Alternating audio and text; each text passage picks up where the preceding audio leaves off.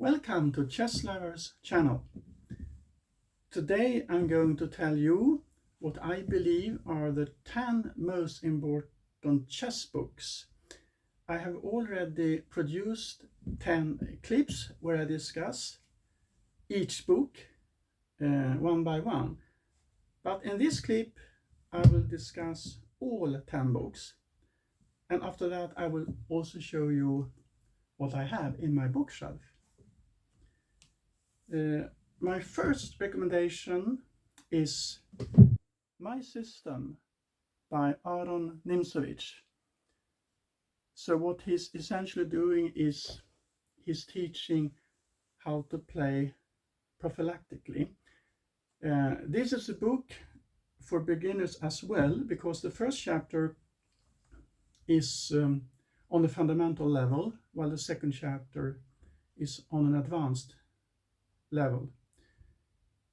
This is one of the few books where an exceptionally strong chess player reveals his secrets how to play chess. Clearly number one choice. Number two choice is Lasker's Manual of Chess. You can also see him on this picture. He was essentially an amateur player because he was a philosopher and mathematician. He also reveals a lot of very important ideas how to play chess, but the focus is on Stein's theories, Stein's classical theories, and he also complements them with his own theories. So what we essentially are talking about here is that Nimzowitsch represents the development after Steinitz. So you have to learn two types of chess, two concepts. My recommendation is that you first learn classical chess, and when you understand classical chess, you focus on prophylactic chess. So these two books are clearly the most beneficial ones. You can also complement it with Richard Réti's book, Modern Ideas in Chess. And he's regarded as one of the deepest players in history. I think it was Tartakova who said that he was the world champion, theoretically speaking. But his, for example, when they calculate variations, there were players like, for example, Capablanca and Alekhine and some others who were stronger than him. But very important book. And if you want a book which discusses the complete middle game, this is the best book. It's recommended by several grandmasters. This is a German edition. You can also find it in American English. So in German it's called Das Mittelspiel. It's a very thick book because he's discussing the most important areas in the middle game. You can also complement it with Ludwig Pachman's Modern Chess Strategy. There is also a three-part series called Complete Chess Strategy by the same author, but this is a shortcut. You will learn a lot of chess if you are on, let's say, 1900 to 2000. I think this is an excellent book to try to reach 2200. Here we have a much more advanced book. This is the most advanced book of all my recommendations, Secrets of Chess Training. So this is a book for extremely ambitious players who try to become titled players on higher level. I'm mainly talking about grandmaster level or international master level. So if you are on FM level, this is an excellent book, but that means you have around 2300. So it's all about the calculation on deep level. This is also a very good book, Chess Fundamentals by Capablanca. because in this book he's discussing many things, like for example initiative, double rook endings. He even annotates games he has lost. So he has his own perspective on fundamentals in chess. And according to Botvinnik, this is one, if not the best, chess book. So don't forget that one. We also have another teacher in chess, Euwe Znosko-Borovsky. He has written several books. This one is called The Middle Game in Chess. He also has some original ideas, but the main idea to focus on this book is how to learn how to evaluate a position by using time, force, and space.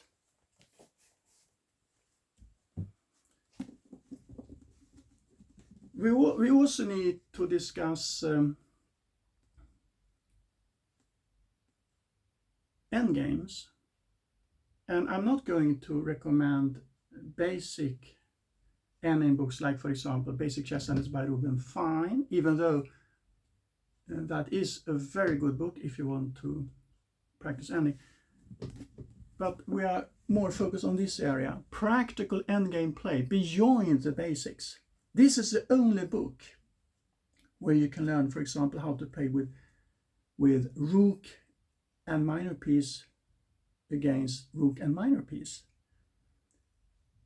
If you read, for example, an ending book by Ruben Fine, you will not find this kind of ending. I mean, you will find perhaps some double rook endings, but this book even discusses queen and rook versus queen and rook. So this is extremely thick book, and if you have such a book in your arsenal, you have a great edge against practically all your opponents, because I would say that 95 or even 99% of chess players ignore this phase of the game. And as I just told you earlier today, this is the best tournament book, but it's also a middle game book, because it discusses the development after, for example, Lasker, Nimzowitsch. We are in the 50s, the Soviet chess school, and dynamic ideas are the focus here. For example, is the pawn on d6 weak, or is it not weak? That is the fundamental question. Games in King's Indian and Sicilian try to answer. So now I have made a shortcut of all my earlier 10 suggestions. Now I will also show you a little bit what kind of books I have, and we are focusing on chess books.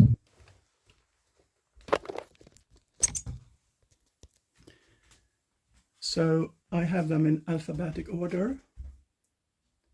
Starting with A, I have a lot of books, for example, about and by Alekhine.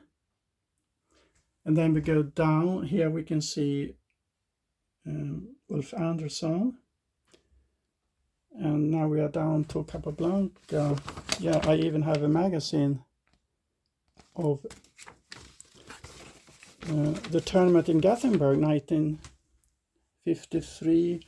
What do we have? Shigurin, Chiron, Dvoretsky. Here are some of my own books. Max Euwe, obviously. Fischer, not to mention. We didn't talk so much about him this time. Okay, there are some other books here. Kasparov, Karpo we have here. Larsen, Lasker, I have many books about him. Morphy, John Nunn, Pachman, Judith Polgar, Petrosian, Fred Reinfeldt, a great American author. A great book about Rubinstein, Seiravan. What do we have here? Yeah, some magazines.